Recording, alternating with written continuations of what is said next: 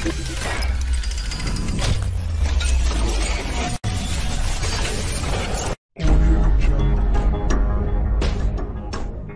kunnafoni jabrani layaba amnu b'an filɛ dungu don Mali kɔnɔ ani Mali kɔ kan an b'a fɔ yan ni yan kuma depuis n'aw sigiyɔrɔw la ni y'aw ka émission bɛɛ ka kuma kɛnɛ dayɛlɛlen tuguni bi émission bɛɛ ka kuma kɛnɛ kɔnɔna na an y'an latigɛ ka directeur de publication ba dɔ wele n'o ye monsieur Badi Sidi Kɔba ye an n'a ka na masala wagati ni kunkurun kɔnɔna na ka kɛ ni kunnafoni minnu bɛɛ kɛra ni semaine kɔnɔ a kana walawalalikaw ye walasa aw bɛ se ka faamuyali kɛ cogoya min na k'aw t'aw sigiyɔrɔ la mais an bɛna kuma da yɛrɛ ma yɛrɛ k'i yɛrɛ ɲɛfɔ an ye dɔɔni an la monsieur Kɔba an b'a nu la an bɛ kunnafoni baarakɛla bɛɛ lajɛlen fo an mana bɔ yen fɛn fɛn bɛ k'an lamɛn Mali la ani Mali kɔ kan an b'u bɛɛ lajɛlen fo an b'a yir'u la k'a fɔ ko baasi foyi tɛ Mali la yan lafiya de bɛ Mali la donc minnu bɛ ka kuma kɛrɛfɛ kuma k'a fɔ ko Mali bɛ taa dɔnna ta bɔra ta alhamdulilayi an bɛ Ala fo ka barikada lafiya bɛ ka na dɔɔni dɔɔni mɔgɔw bɛ ka ɲɔgɔn faamuya dɔɔni dɔɔni donc ni ye foli bila maliyɛnw bɛɛ lajɛlen na n bɛ foli bila an ka diinɛ ɲɛmɔgɔw la an bɛ foli bila ka taa contrat di mɔgɔw fana na ka famille fondatrice mɔgɔw fo ka fangala mɔgɔw fo parce que Mali marali ma nɔgɔn ɲɛmɔgɔya ye doni ye ɲɛmɔgɔ Mali la y'a kɛ cogo cogo an t'a f'i ma i ni cɛ an b'i lagosi vraiment ni cɛw ka baara la donc an mana bɔ yen ne tɔgɔ ye Badu Sidi Kɔba yɛrɛ y'a fɔ kunnafoni gafe fila bɛ yen kelen tɔgɔ ye Carrefour kelen tɔgɔ ye Triomphe du Mali ne y'olu directeur de publication ye donc e yɛrɛ bɛ ka bɛ ne dɔn kosɛbɛ parce que an bɛɛ bɛ classe kelen kɔnɔ an bɛ kalan kɛ ɲɔgɔn fɛ an bɛ baara kɛ ɲɔgɔn fɛ Monsieur Kɔba Mali kunnafoni a latigɛ k'i wele bi a ka plateau débat sanfɛ an ka na masala wagati ni kunkuruni kɔnɔna na o la an ka ɲininkali fɔlɔ ye min ye an y'a ɲini semaine kɔnɔna na jamana ɲɛmɔgɔ y'a latigɛ ka jɛkulu kelen sigi minnu bɛna jamana kalata ko ɲɛnabɔ i hakilina ye jumɛn ye o ko in na ne ka miirina ye mun ye y'a dɔn bi ala ye Mali kalifa Asimi Goïta de la colonel Asimi Goïta Mali kalifalen b'ale de ma a ye premier ministre suganti o premier ministre o tɔgɔ ye Choguel Kokala Mayiga n'o M5 RFP mɔgɔ ye ayiwa y'a dɔn kalata ko in o de nana ni mankan ye parce que député sigi mun kɛra kosa in na mɔgɔ caman de wulila ka mankan ci k'a fɔ ko député minnu sigila u sigi ko man ɲɛ donc nanbara ni fɛnw kɛra donc o de y'a to mankan wulila mankan labanna mun na mankan labanna fanga bosira IBK la donc an b'o problème de kɔnɔ donc an bɛ se k'a fɔ kalata ka sanuyabaliya o de nana ni gɛlɛya ye maintenant depuis dialogue national inclusif bɛ kɛ waati min na n'a bɛ f'a ma DENI parti politique jɛkulu u y'a yira k'a fɔ ko organe unique des élections a sera ten o ka sigi k'o de ka ɲi parce que i b'a dɔn k'a fɔ administration territoriale y'a dɔn o de bɛ minɛnw di o de bɛ résultats di o mana bɔ yen direction générale des élections o bɛ yen o de bɛ fichier a bɛ fɔ o ma fichier électoral k'a jateminɛ n'a ka ɲi ou n'a man ɲi commission nationale électorale nationale indépendante o ko baara tɛ yɛrɛ o bɛ comme gendarme o de bɛ kalata a ko ɲuman o de b'o jateminɛ donc ka surveiller ka jateminɛ n'a sɔrɔ a ɲɛna ou a man ɲi donc y'a dɔn o saba bɛɛ bɛ yen mais a nana ye k'a fɔ que malgré que ni saba bɛ yen vraiment gɛlɛya bɛ to ka don kalata ko la kalata jaabi mana bɔ cogo cogo depuis 92 mɔgɔw bɛ wuli ka mankan ci k'a ma bɛn olu ma minnu yɛrɛ bi présenté caman b'a fɔ ko nanbara kɛra yurugu kɛra donc olu de tun kan ka gagner donc mais nanbara kɛra fanganamɔgɔw gagnera nin b'a fɔ ale de gagnera nin b'a fɔ ale de gagnera o bɛ na ni fitinɛ ye jamana kɔnɔ donc o de la transition ɲɛmɔgɔw n'o ye Asimi ni colonel Asimi Goïta président de la transition ani Choguel Kokala Mayiga docteur Choguel Kokala Mayiga n'o ye premier ministre u y'a yira k'a fɔ pour que mankan wɛrɛ kana kɛ pour que coup d'état k'a dabila parce que u yɛrɛ ko coup d'état t'olu ka laɲini ye coup d'état kɛla a man diya olu yɛrɛ parce que coup d'état ye kumasuli ye jamana ma mais olu y'a jate minɛ k'a fɔ pour que nin bɛɛ ka dabila fo organe unique des élections k'o de ka sigi sen kan bon a kuma fɔlen sisan minnu tun ko dialogue national inclusif waati parti jɛkulu minnu tun ko fo a ka kɛ o parti jɛkulu kelenw de bɛ k'a fɔ bi ko a man kan ka kɛ a tɛ se ka kɛ techniquement c'est pas possible an ma se k'o yɔrɔ de faamu an ma se k'o yɔrɔ faamu dɛ o bɛ se ka faamuya cogo di maintenant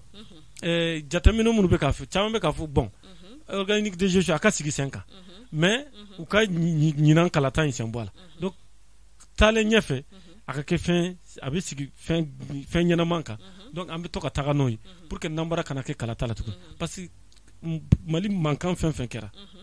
i bɛ taa sɔrɔ kalata sen b'a la donc ni vote ma kɛ ka ɲɛ ni kalata ma kɛ ka ɲɛ a tɛ ɲɛnabɔ bon kalata in fana problème ye mun ye yani an ka se ni jɛkulu saba yɛrɛ ma yani an ka se CENI ni administration territoriale ni DG yɛrɛ ma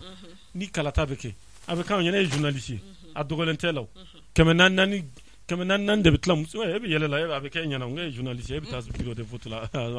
a ma kɛ kɔfɛ muso jɛkulu bɛ jɔ an fɛ kɛmɛ naani bɛ d'u ma cɛmani jɛkulu bɛ jɔ an fɛ kɛmɛ naani bɛ d'u ma donc depuis yen fɛɛrɛ kan ka ɲini o la ni fɛɛrɛ ma ɲini o la mɔgɔ bɛ sigi mun tɛ jamanadenw ka kuntilenna ye mun tɛ jamanadenw ka hakilina ye mun tɛ jamanadenw ka miirina ye parce que e bɛ se ka kɛ nin dugu in député ye bɛɛ b'a dɔn k'a fɔ e sigi cogo man ɲi donc dugudenw i commande ye parce que i ma sigi ka ɲi mais a bɛ fɔ k'e ye nin dugu ka député k'a sɔrɔ dugu mɔgɔw ka laɲini tɛ ka kɛ député donc o bɛɛ de kan ka lajɛ ni an bɛ fɛ coup d'état wɛrɛ kana kɛ o de la ne bɛ to k'a fɔ n ko jiginna tɛ sɔrɔsiw la koyi n'i y'a ye coup d'état kɛra parti politiques de olu de m'u jɔ o jɔyɔrɔ la u m'u jɔyɔrɔ fin Rebecca jamana kɔnɔ n'an y'a kɛ ɲini kojugu ye dun kojugu a tɛ ɲɛnabɔ dɛ bɛɛ bɛ ka parti créer pour que n ka ta sɔrɔ i yɛrɛ somɔgɔw n'i taara so n'i tɛ baara la u b'a fɔ cɛ taa politique kɛ kɛ fɛntigi ye politique t'o fɛn ye koyi politique sera kɛ i bɛna ka na jamana labaara de i tɛna ka na i yɛrɛ labaara k'i somɔgɔw labaara i bɛna jamana de ye jamana de y'i sigi jamanadenw de b'i sara e de kan ka jamanadenw ɲɛji cɛ mais e mana na fanga na dɔrɔn n'i nɔfɛ mɔgɔw aw b'aw jiwa de fa fɔlɔ et puis problème ba yɛrɛ ye mun ye i bɛ taa sɔrɔ parti politique nin bɛna fanga na i bɛ taa sɔrɔ parti politique 50 b'a dɛmɛ ka na fanga na n'a nana fanga na yɔrɔw bɛ tila u ni ɲɔgɔn cɛ don dɔw bɛ kɛ ministre ye dɔw bɛ kɛ chef de cabinet dɔw bɛ kɛ ségal ye dɔw bɛ kɛ attaché de cabinet dɔw bɛ kɛ chargé de mission donc n'o bɛɛ kɛra yanni u ka hinɛ jamanadenw na u ka hinɛ jamana la u bɛ hinɛ u yɛrɛ de la fɔlɔ ba b'a fɔ n ye musaka min bɔ ka campagne kɛ fo ne ko musa donc u kan k'o bɛɛ de lajɛ o de kosɔn ne bɛ to k'a fɔ tuma bɛɛ transition mɔgɔw ne filɛ nin ye je fais partie des gens ne bɛ to ka militaires critiquer ne t'u la gosi mais ne b'u critiquer hali Choguel ne b'a critiquer tuma bɛɛ mais a sera ten sa an ka transition mɔgɔw dɛmɛ parce que n'an ma ninnu dɛmɛ ni ko bɔra la Mali ko kuma bɛ dabila dɛ a sera ten sa an k'u dɛmɛ n'an y'u dɛmɛ an t'a k'u yɛrɛ an b'a k'an yɛrɛ de ye. Aba Monsieur Koba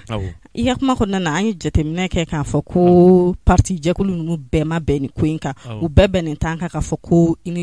organe unique des élections ko kelen ka sigi donc mun de nana n'olu ka siran ye est-ce que u bɛ ka siran ni Choguel Kokala n'a ka parti ɲɛmɔgɔw kana na jɔyɔrɔba bɛɛ ta wa ou bien miirina jumɛn b'u la u ka nin fɛn in na u ka nin yɛrɛ minɛ in na ni ko in na parce que don min tɛ bi ye olu de tun y'a laɲini k'a fɔ ko organe unique des élections ka sigi mais bi an y'a ye olu de tɛ ka sɔn mun nana n'o ye. Rebecca n'i ye tulo gɛrɛ boli la tuga ko dɛ a ma mɛn a y'a ye de n bɛ mun f'i ɲɛna parti politique jɛkulu ninnu parti ɲɛnamaw b'a la dɛ mais a parti ɲɛmɔgɔ caman bɛ yen transition ka na ɲɛ o de y'u ka laɲini an bɛ ɲɔgɔn dɔn jamana in kɔnɔ ci t'a fɛ nin ka tɔgɔ ta a ka fɔ ko ninnu de y'a to ni transition ɲɛna vraiment ninnu ka baara y'a to transition sanuyara a kɛra baara ɲɛnama ye a man di dɔw ye dɔw b'a fɛ a ka tiɲɛ de donc u bɛ to kɛrɛfɛ u b'a kɛ sabotage ye parce que olu da tɛ tulu la tuguni jamana in kɛra o de ni mun da tɛ tulu la dɔrɔn u b'a kɛ kule-kule tuma minnu da tun bɛ tulu la organe unique national organe unique de gestion des élections fɔlen tuma min na n k'u bɛɛ jɛra n'a ye parti majoritairement les partis politiques on dit nous sommes d'accord avec l'organe unique de gestion mais bi comme transition do mɔgɔ kɛra premier ministre ye c'est vrai parti politique mɔgɔ de don mais ani dɔw ka kuntilenna tɛ kelen ye donc o sababu la u bɛ k'a fɔ ko organe de gestion des élections man ɲi o man ɲi sa ne bolo jamana in bɛ yɔrɔ min na minnu bɛ k'u jɔ ko a man ɲi a donna ta a bɔra ta kun mun na a man ɲi u k'a fɔ waati ka teli waati bɛ ka taa kun mun na a man ɲi ni fɛɛrɛ wɛrɛ b'u kɔnɔ parce que an bɛ sigi tuma bɛɛ an bɛ critiquer de kɛ an tɛ na ni fɛɛrɛ wɛrɛ b'u kɔnɔ mun b'a to élection bɛ se ka kɛ a kɛko ɲuman u k'o fana fɔ mɔgɔw ye o ka sɔrɔ u k'u sigi k'a kɛ critiquer ye parce que caman ka critiquer tɛ dɔwɛrɛ ne ye mun fɔ da bɔra tulu la o man ɲi jamana bɛ yɔrɔ min na ne bolo ni nin sugu kɛra parti politique jɛkulu société civile bɛɛ de kan ka fara ɲɔgɔn kan ka don da kelen fɛ ka bɔ da kelen fɛ maintenant ni baaraw tɛ se ka kɛ fo électorat de famille fondatrice ani dignité religieuse u fana ka u sen don a la donc u ka sigi ka hakili jagabɔ kɛ joona joona ka jateminɛ kalata bɛ se ka kɛ cogoya jumɛn ni gɛlɛya tɛna don a la ni organe unique de gestion n'u bɛ taga n'o ka taa n'o ye n'a y'a sɔrɔ fana u bɛ se ka taa ni kɔrɔlenw mɛ ka kɔrɔlen ninnu k'u améliorer ka sanuya dɔɔni mun b'a to mɔgɔw tɛna mankan ci u k'o fana kɛ an ka taalen ɲɛfɛ mais an ka n'a kɛ de ni bɔra fanga na dɔrɔn mun bɛ na fanga na o t'a man ɲi. o tɛ jamana jɔ kan ye dɛ u k'o dabila ne bolo o de la ne bɛ to k'a fɔ ko kalan ni kodɔn tɛ kelen sinon a dun fɛn fɛn doctorat b'u bɛɛ bolo doctorat ni t'a dɔn mun b'u master dɔn ni fɛn b'u bolo mun ka fɛn laharataw de b'u bolo mais o bɛɛ n'a ta jamana bɛ dafiri don o don mais où est-ce qu'on va cɛ an ka ko dɔ dabila ten sa ni ye Mali ye jamana ba de jamana barika ne bɛ to k'o de fɔ dafɛ jamana bɛɛ bɔra Mali de la quoi hali sini an ka silamɛ minnu bɛ taa Makan yɔrɔ b'u bolo yen Kanku Musa de y'a san a sanna depuis empereur Kanku Musa ka waati an ka yɔrɔ bɛ yen Makan o ye jamana fitinin mais doctorat tigiw n t'a dɔn n'a tigiw olu de kɛlen don ka ɲɛdɔnya kɛ jamana in ka jamana in dafiri u k'o dabila ten sa u k'o dabila ten élection bɛ se ka kɛ cogoya min n'a bɛ cogo min u ka fara ɲɔgɔn kan a ka ɲɛ an ka tɛmɛ ni mais u kana t'u jɔ kɛrɛfɛ a donna ta a bɔra ta san 30 aw bɛ fɛn mun kɔnɔ fɛn bɛɛ kɛra aw ɲɛna a dafirila aw ɲɛna cɛ a ye hinɛ jamana in na ten sa ko parti politique ka fɛrɛ kɛ ka fara ɲɔgɔn kan walasa jamana in ka se ka jɔ ten voilà Koba an bɛ nin ɲininka tuguni ni semaine in fana kɔnɔna na an y'a ye sariyaso ye Karimu Keyita ɲangi n'o y'an ka jamana ɲɛmaa denkɛ ye o sɔrɔla an yɛrɛ baarakɛɲɔgɔn dɔ ka tanyali ko la o ko fana bɛ cogo di Karimu Keyita ta in mandat d'arrêt international bon ne kɔni tɛ ne ma kiiri kalan kɛ kosɛbɛ mais ne ka dɔnniya bɛ taa mun kan ne bɛ se ka mun fɔ nin kuma in bɛ sen na je crois Karim n t'a dɔn a tɔgɔ oh là là Touré tununa depuis janvier 2016 Birahima Touré voilà Iba Birahima Touré tununa depuis janvier 2016 k'a to la fo kana bila kuma caman fɔra ɲininiw kɛra mais ɲɛ ma don a la mais si ka kɛra président denkɛ n'o ye Karim Keyita depuis a bɛ fanga na waati colonel Ndiaye yɛrɛ tɔgɔ fɔra a ka patron yɛrɛ Touré ka patron yɛrɛ n'o sigilen bɛ France n'o ye Adama Dramé o ko ale tɛ douter k'a fɔ ko Karim de don Ali Papa Mambi Keita n'o inspecteur de police le prévient demander n'o fana tɛ mal u bɛɛ y'a yira k'a fɔ ko Touré ka tununi ko ninnu sen b'a la mais mun de don ni nin sugu kɛla n'a fɔra ko e ye fɛn kɛ n'i y'a dɔn k'a fɔ i m'a kɛ i jɛlen don ne bolo i kana i ka kiiri enquête ka kɛ i ka kiiri n'a y'i senbaya la i bɛ libéré parce que a bɛ se ka kɛ n bɛ to k'o de fɔ n ko ni nkalon dalen na mun ni tiɲɛ bɔlen don a ma nɔgɔn dɛ mais e de b'i yɛrɛ lajɛya parce que Birama Touré ka tunu ni kuma caman fɔra la an ye kuma caman mɛn kɛrɛfɛ dɔw yɛrɛ ka fɔ la ko Birama a taara a kunfɛ kuma caman bɛ ka fɔ nin kɔ la mais maintenant pour que a tiɲɛ ka dɔn a ntanyana a bɛ balolen o fɛn fɛn tɔgɔ fɔra u bɛɛ k'u jilaja u ka na mɔgɔ tɛna kan tigɛ o mɔgɔ tɛna kan tigɛ kojugu tɛna kɛ mɔgɔ la on est dans un état de droit diɲɛ jɛkulu bɛɛ bɛ yan donc hali kunsigi don kelen maga tɛna k'u la n'a yɛrɛ k'a fɔ k'u nɔ t'a la u bɛ t'u ka sira fɛ mais n'a yɛrɛ k'a fɔ k'u nɔ b'a la u ka kan ni ɲangi u bɛ ɲangi ten mais ni ko tɛ se ka ɲɛnabɔ f'u yɛrɛ ka na minnu tɔgɔ fɔra k'u jija u ka na ko wɛrɛ tɛ o a fɔra k'i ye nin kɛ laɲiniw y'a yira k'a fɔ i m'a kɛ a ma ban wa ko wɛrɛ bɛ ɲɛɲini sira wɛrɛ bɛ ta o fana bɛ jateminɛ n'a sɔrɔ a ma tɛmɛ o sira fɛ donc jateminɛw de don quoi ne bolo nin tɛ kojugu ye i bɛ minɛ k'e faga wa an tɛ sɛbɛnɛ tile la comité militaire de libération nationale an t'o tile la tuguni ou bien an t'olu tile la tuguni Kisima Cokɔrɔ Bagayogo Karim Dambele an t'o tile la tuguni maa tɛ minɛ k'i faga ten o dabila la o foyi n'u nana n'u y'a dɔn k'u jɛlen u ka na u ka kiiri enquête ka kɛ n'u nɔ b'a la u ka kan ni ɲangi u ka ɲangi ten Mali ye yafa jamana de o hali n'a yɛrɛ k'a fɔ k'olu de don maliyɛnw bɛ yafa o jɔnkala vraiment an ye nin kɛ nin waati an tun ma dabɔ nin kan mais nin bɔra la vraiment an b'a ɲin'a fɔ a ka yafa ma Ala na kira yafa bɛ yen bon n'a yɛrɛ k'a fɔ k'u nɔ fana tɛ u bɛ bila kɛ u bɛ t'u ka sira fɛ o dɔrɔn de don ou bien ne bolo taa kana t'a la o an kana kɛ ɲimi ɲinini ye kunsigi kɔnɔ ten sa an kana ɲimi ɲini kunsigi la ɲimi tɛ kunsigi mun na voilà soyons pragmatique et raisonnable. Monsieur Kowa o faamuyara an y'a ye fɛnɛ ko an ka premier ministre kɔrɔ n'o ye Bobo Sise ye ko donna an ka Sumela Sise ka parti la URD mais an y'a ye tuguni ni lɔgɔkun kɔnɔna na parti in denmisɛnnin dɔw wulila k'olu ma sɔn e hakilina ye jumɛn ye ko fila la Bobo donni parti in na ani denmisɛnnin ninnu ka wulili ka ban ko Bobo tɛ don parti la e hakilina ye jumɛn bon n'i ye denmisɛnninw ka mankan ni lajɛ denmisɛnninw b'u jɔ fɛ bon n'i ye parti sariyaw fana ta k'a lajɛ i b'a dɔn k'a fɔ parce que ala ka hinɛ Soumaïla Sinesala l'honorable Soumaïla Cissé an ka président ala ka hinɛ ala ka layɔrɔ sɔn suma ale ka olu ka laɲini kun tɛ dɔwɛrɛ maliyɛn bɛɛ lajɛlen k'i yɛrɛ ye URD kɔnɔ tuma bɛ a b'a fɔ ko n'i nana URD la i tɛ dunan ye minnu kun b'a la ka kɔrɔ i n'u bɛɛ ka kan donc n'an taara o sira fɛ Bubu donni URD la o tɛ baasi ye o kojugu tɛ parce que parti yɛrɛ ka laɲiniw na Bubu bɛ se ka don parti la mais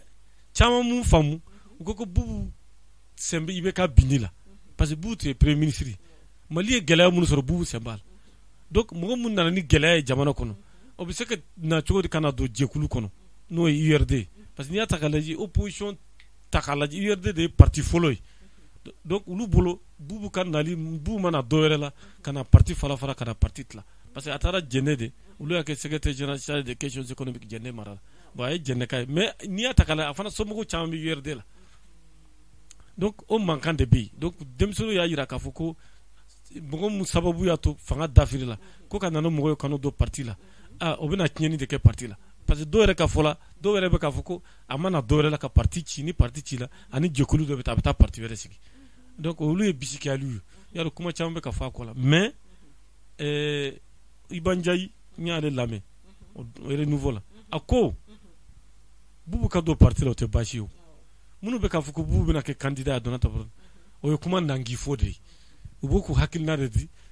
kuma ka di n da n b'a fɔ o y'olu ta ye ko sinon ni candidat bɛna suganti ni cɛbɔ bɛna suganti ni Bubu nana k'a bɛ fɛ ka kɛ cɛbɔ ye olu bɛna kuma f'a ye a bɛ kuma mun faamu je crois que ça c'est clair nin kɔni ye ko jɛlen ye kuma caman tɛ nɔ ko ni Bubu nana ko a bɛ fɛ ka kɛ cɛbɔ ye k'olu bɛna fɛn f'a ye a bɛ mun faamu donc a dɔnni parti la o tɛ baasi ye o ne bolo denmisɛnninw fana bɛ ka mun kɛ u k'u hakili sigi u ka a lajɛ u ka Soumaïla lajɛ Soumaïla ye parti sigi ni miirina min ye u ka taa n'o miirina ye u kana parti ci sa nin de ye parti ba ye nin de ye Mali parti u kana ci parce que Bubu dɔnna la de toute façon Iba Ndiaye ka kuma kɔni a kan ka k'u bɛɛ nimisi wasa a ko n bɛ segin a kuma kɔnɔ a ko Bubu dɔnni parti la o tɛ baasi ye o mais ni cɛbɔ bɛ kɛ tuma min ni Bubu nana jɔ k'a bɛ fɛ ka kɛ cɛbɔ ye pour que kɛ président k'olu bɛ kuma fɔ a ye a bɛ kuma mun faamu voilà. o faamuyara maliyɛn bɛɛ fɛ Koba an y'a ye tuguni ko Faransi ko ka a bɛ na u n'an ka jɛɲɔgɔnya lakuraya Faransi tɛna taga Koba hakilina ye jumɛn ye o ko fana la ne ka miirina ye mun ye an ni Faransi cɛ la tɛgɛrɛ tilon don n'an dimina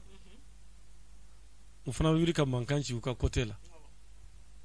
n bɛ to ko tubabu bɛ to k'o de fɔ ko le taureau gaulois y'a dɔn Macron an bɛ se k'a fɔ ko neni tɛ ko ye taureau gaulois ye Assimi o ye Mali ye ça c'est l'hippopotame neni tɛ kuma n'a fɔ cogo don y'a dɔn n'olu tura ɲɔgɔn na kɔnɔ mun bɛ se o dɔnnen don maintenant pour que k'i ka kuma in yɛrɛ jaabi Faransi tɛna taa Faransi tɛ se ka taa fana parce que o don u ka ministre des armées n'o ye Faransi tɛ se ka taa u ka la ministre française des armées Florence Parly y'a dɔn y'a tɔgɔmɛ ye kunnafoni dila ye o don France 24 la a ko au sud de l'Europe n'o y'an ka yɔrɔ yanfan ninnu ye ko olu tɛ jɛ n'a ye banbanci ninnu ka se sɔrɔ yen olu tɛ jɛ n'a ye olu tɛ jɛ n'o sini o mana bɛ yen y'a dɔn olu tɛ fɛ an ka denmisɛnninw ka taa ka kɔgɔji cɛ ci ka taa baara k'u fɛ o problème bɛ yen dɔrɔgu ko man kan parce que dɔrɔgu fɛn fɛn bɛ t'u fan fɛ a bɛ tɛmɛ an ka yɔrɔ de fɛ dɔrɔgu fɛn fɛn bɛ t'u fan fɛ a bɛɛ bɛ tɛmɛ an ka yɔrɔ de fɛ donc a yira la k'a fɔ Europe sud n'o bɛ na an ka fanfɛla la k'olu t'a to banbanciw ka se sɔrɔ ko o man ɲi o mana bɔ yen minnu ye denmisɛnninw bɛ kɔgɔji tigɛ ka taa ni banbanciw ye se sɔrɔ denmisɛnninw bɛna firi u kan i m'a ye Kadhafi u ni Kadhafi ka kɛlɛ waati Kadhafi y'o de f'u ye ko mon sang coulera jusqu'en Europe ko ne joli bɛ taa fɔ Europe o tɛ dɔwɛrɛ Kadhafi tun bɛ fɛ k'a f'u ye de ko n'aw ye ne fa aw ye ne faga kun mun na kun t'a la mais dadigi bɛna k'aw de la parce que denmisɛnnin fɛn fɛn bɛ taa Libi ka taa baara kɛ u bɛɛ bɛ taa aw de fɛ donc o mana bɔ yen duguko jukɔrɔfɛnw fana bɛ yen Faransi ɲɛ b'o la n bɛ kuma kelen f'i ɲɛna n'i ye sanu ta k'a lajɛ 4e réserve d'or mondial a bɛ Faransi de sanu tɛ b'u ka dugukolo jukɔrɔ mais Kabaw Faransi bɛ ka na anw dɛmɛli de kama wa Faransi ɲɛ b'anw ka dugu jukɔrɔfɛnw de la Faransi bɛ ka na u yɛrɛ dɛmɛli de kama fɔlɔ a n'u dafɛ jamanaw opération Cerveau bɛ daminɛ don min le 11 janvier 2013 an ye tɛgɛrɛ fɔ Faransi ye koyi mais dɔw yɛrɛ bɛ na ni Faransi ye Faransiw ko kulu ka ressortissant ni Europe ta kala jana Amérique ou ka parce que les occidentaux ou ka ressortissant ba bioro 6000 ressortissants no tume Mali la ere bolo nunu be son 6000 ressortissants be Mali bolo o ka be ba manju bolo yaro tina jenoide utina jeno chokos donc o ka nali bu c'est vrai on en a ndeme ni ma ya ka jolo bi ka doy on en a ndeme de on janvier bena wati muna mupti ka ni tara wa fi tare fo do e Hollande tokoda qu'on a yoro dobe ko atoko dalé bu damion boîte là parce que ale de kara mo fole mun dana on janvier choufe donc ambo o doye mais dugu jukoro fen ka kele symbole parce que al ni total takalaje essence gutu kelente France mais total c'est le 5e groupe mondial d'hydrocarbures mais pétrole te bo France a pétrole bo bomi a famba bo en fait farafina o mona boy Mali reka boy Sénégal ni Côte d'Ivoire ka intérêt bawde ka groupe dobe ko bolore ni atakala Côte d'Ivoire port be bolo Conakry port bu bolo Sénégal fana ko sene pétrole ni gaz ba de yelay donc o e bolo o nunum be ko fe France be songa bukatatia maintenant comme ka kegun wakilo ka kegun nayi mais o manque kegun nayi donc be togo yelama o yake servale pour que quand Trump yake barkani c'est yake takubay ou ko barkan famba bina barkan parti do bina ma takubala mais takuba bina ke jekulier tubabu bina do la France farafi bina do déjà Estonie on bala Danois bala ou ko ere ko farafi jamana do ere bina wele Togo ni Côte d'Ivoire ko wele blalul mulu fana ka do takuba ni kon donc ni meba ira kafu ou ka kegunde ou be Togo bayela ma jela peut-être nous bora takubala ou bina ke vigilay peut-être nous bora vigilay ou bina ke fakuyi donc mo tada bina la ban chokabe mais de toutes les façons ou ban demede mais buka intérêt de makaran folo yere ka nafa mais munde do an fana ka jeku jamana nyamugo ku juyo kan armée karbi folo ni Mali armée takalaje Mali armée kum boyane ndonde Mali tara jamana cham bo bolola anga Congo anga sorasu taray Centrafrique ou taray 22 novembre 70 ton mercenaire portugais de Côte de la Guinée attaqué président Moussa Traoré tara radio la 1h du matin kafu kanga sorasu kata deme de la Guinée sorasu donc ni gelaya banka mo nana demoto kuma shuli gelaya be besoro France réellement mu ministre andurwa ngo jegnen jamana do de faranyon kata France bobol donc ni mo faranyon ku bena on demanga kelo o te ko juguyo mais en Mali on fana nga nafa do problème en tanga nafa de don to bu ka intérêt do mais en tanga intérêt parce que c'est ça an yara be se ka muni ke comme France kan nali an na se ka fuy ko la ble France benana mais on fana na se ka muni ke wala sa kan an se ka nga intérêt défend France kan na datigi kan fana la pour que an se ka nga intérêt défend France taro France mata to ko jugo France be se ka to am se ka bara wele bla jamana wero ma am se ka risu wele kana France se ka am balon la parce que on était en jamana am se ka wele bla ali engion ma am se ka wele bla chinois ma on a tabe France be se ka to ni Djibouti takalaje Djibouti français ou depuis combien d'années ou ka indépendant France ka base mais ko sayna américain nana chinois nana japonais nana donc beka sorasu be parce que c'est stratégique 2-3 do de betama fait bien bateau ba be betama fait donc on yona bisa ke mal pour kan se ko mais ande kan intérêt do ni koko prenant de basabe do afi be comme ba nyabala ere fara lendo parce que joro no fe ko kele en bo de la ne bo fokat se ga kan tugun anga parti politique nyam ngoni a famba takala ou be joro no fo kele donc mun fana be profiter de fait français be ka nyini amena depuis Modibo Tlé Modibo afku ka takaba 20 janvier 1961 Modibo ko ka ta ko ka wawere ko ka minon chakata donc au dimia bula parce que comme fait que tesalit garder dépôt wati donc nous faire sur ka sirikana utuna tatene mais anga intérêt kan ko do ande kan ka faranyonka nan farala nyonka so be sena nyon mais nan fara lendo we profite au fait e bi saka famille chokodi seda mo anga mo ni seda mo be réunion na parti politique jokolo do be wili ka samiri ka bla seda ka ta seda mo ma ku ka embargo ka malika ali ka ibeka to France ne fait qu'un parti politique n'y a pas de débat parce que lui c'est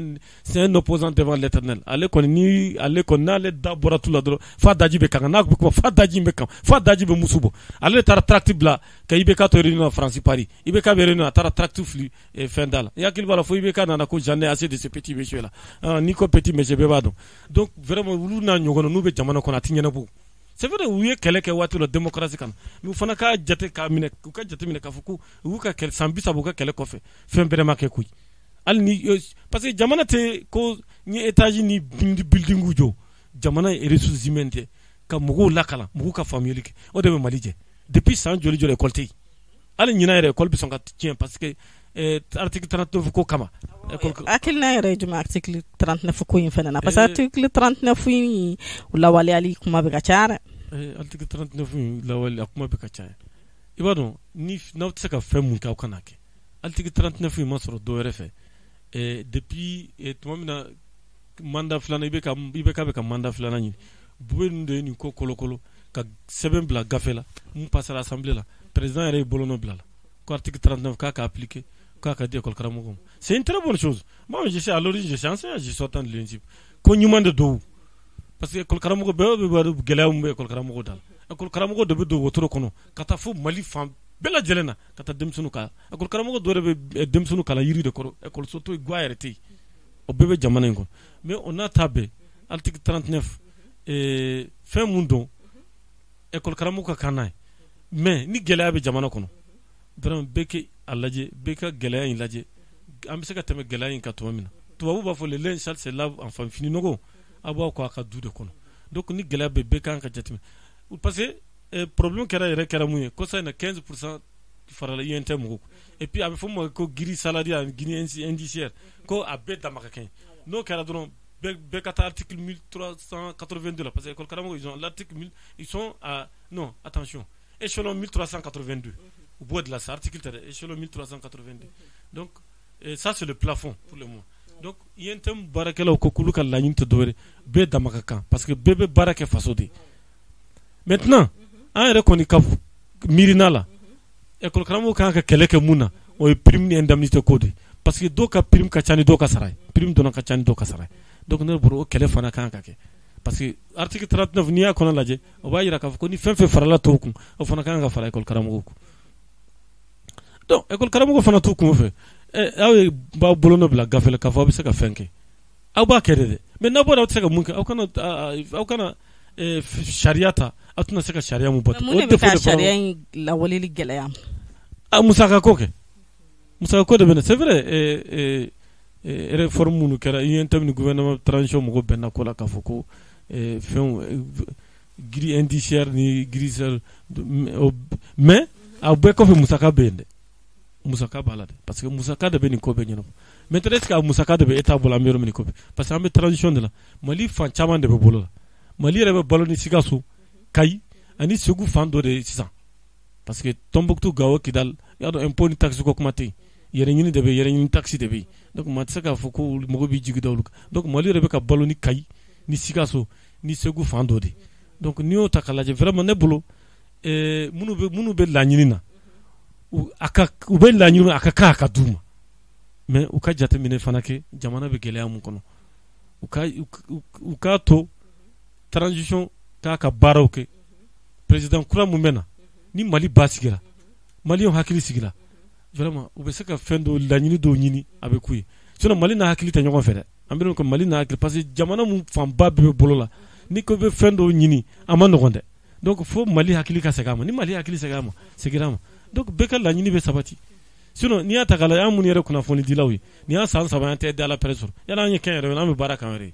do ntena do commentaire la parce que o te thème la vie voilà OK ko ba nyi kuma famia anya yetuguni ni semaine ko na G5 Sahel kera te don fan ko fanana G5 Sahel ya do jokuluye Mali Mauritanie Burkina Niger et Tchad au lieu de G5 Sahel. Je crois que G5 Sahel est créé là depuis 2014.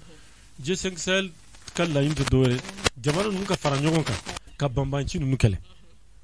Mais ni G5 Sahel, c'est qu'il 5 ans blabila. Ah, Mboka Fola, ne connaît pas mon mais, ani kuna fono mon mais, Chambe Kafuko G5 Sahel, comment m'agonyade. Ko G5 Sahel, ka Joro Mayad. Nama ke ko sena Tchadion e surasu bakele diko blakana da abifoma dans la zone des trois frontières lipta ko gourma à cheval entre le Mali, le Niger et le Burkina uli mo damo do blakana ko de fusara ko sabe sino ka to ba choga korola a G5 Sahel ma fenke mumba to mo ni misibe wasa muno ba to mo hakili besi yere hakili bala wati muno kunko kubeta badlabu ni badlabu ko murtilu kama parce que a siège to me sevare bamanchu e bon una na badlabu mo demsunu e mankanci ntado bu am da la yasi bu wodo konay donc nunu fen nunu tamashin ba yira kafu u commande mo parce que mo ka lañini masabati donc ni nawe jekulu sigi senga a fere beke pour que jekuli aka fenge mo nimsi wasa mo nimsi ma wasa folo de G5 Sahel ko la parce que tuma kuma chama kuma de promesse de bita bon à tout fara wati de la coca G5 Sahel de sous chapitre 7 du Conseil de sécurité pour que Nations Unies ka saka musaka dodi pour que G5 Sahel be saka marché chogame parce que me semble que Donald Trump ni France fo nyon ko temno nyon Trump tun ko wati ko America musaka ta takadi mo shim parce que ya France ni Amerique de baraka tuma de la France mana des Américains de bol de me do ya kana folo du bon ma avec Joe Biden ko bina segu ko chogo korola G5 Sahel bina musaka do so mbato baraka parce que ka baraka balle fa ya takalaje musaka ko fana bala parce que ni musaka tibolo ka keleke minen sugu do tan ka nani keleke choyi be se ka nafolo du munuma mumbu nimsi wasa u ka keleke donc no fen numa sabati aka gelen quoi amanogo pas mal solo la ko am na question la banque mi ay semaine ko na tuguni ko anga premier ministre no shogal ko kala mayge ay dadu ikoma dayele kula donc te doni fami o fene na soro nyata yi jamana ma o be na soro adi to bata nyogo yo de ay ma yo mais u kana ke publicité droit u ka ko lawale o de kay i comment flele folo ni comment takalaje i comment de kumbe tulu bo lu de kumbe safne bo lu de kumbe korkolo bagam tumbe korkolo mun dum o betu mo bu i comment de law mais i comment bini yere an yere no bala de parce que nen i comment barakela chamaye boruko kona ma ko folo i comment choufe i comment barakela do yere o kumbe bargon fatulu la ka filijila kurumbi na takatana deux kumbuka réservoir kay sansu bala ka tulu kala ka bona o be société bi o tabi o do nebto ka fongo malion yere kan jogo yele tuma be ambe baga français ma ambe baga jangina ma ambe baga buama dobe nyala me dobe nyacha la kawlo ko malion yere ku jogo fale wala sa jamana kan jamana mo tla kuma ma bande chemin de fer fana ay o yanga terrain kolo de la ville semaine passée terrain ko ne gudu ke ka takana oh ne bolo o kulu dabla o kana di terrain ye munu be saka tama ko arayu fana jatamina ne akilo ka Umar Abdoulaye Litop ministériel le ministre li kato ministériel o tunya bara o dabri o tunya tala tukoto ni mayina no kata gar nunu ka ese ku rénover bu ka arayu fana jatamina parce que ne connaît terrain kungolo munya o don ça date de l'époque du Dakar du Niger o te biede donc terrain kungolo ye no ma garantie de o kana terrain kungolo munu ba akili mu minimsi wasa jamana de do quand l'État n'a pas les moyens, l'État se donne les moyens. L'État se fait un congolais nani ou un douru sur. Ou comme nous s'attarem moire tu es barak, nous s'attarem so pas faire nous s'attarem moire tu es barak. Na ma que Covid yere, na que la terrain congolais retourne quand Covid de achi. Na bolo ku jija ko terrain congolais kada. Ou ka rai fana jatem parce que rai nun korla. Terrain be terrain saka bolo rai nun kan tukun. Donc baraba be kana ke ka terrain congolais la ville kana ke kata tomata kata ni premier ministre kanyo. O ta solution e fola. Ou ka ko la wale o de kanyo. Awo kuka na ke publicité kuka ke baray awo mali kuna foni jabrani la yabaro ni oka bi émission beka kuma kena ko nay ay abo yere boraka kubaka intervention meka keni kuna foni munu be kumbe loko fon ko nana sasa amna kuma dadama aha ka kuma kalawandi ko ba me kuma di me kika kuma kalawandi jama neka kuma kan labante dore be kuna foni personnel bela jelen fo mana boy ne be mu fon en malion yi angan jija anga ke kuntilena kelen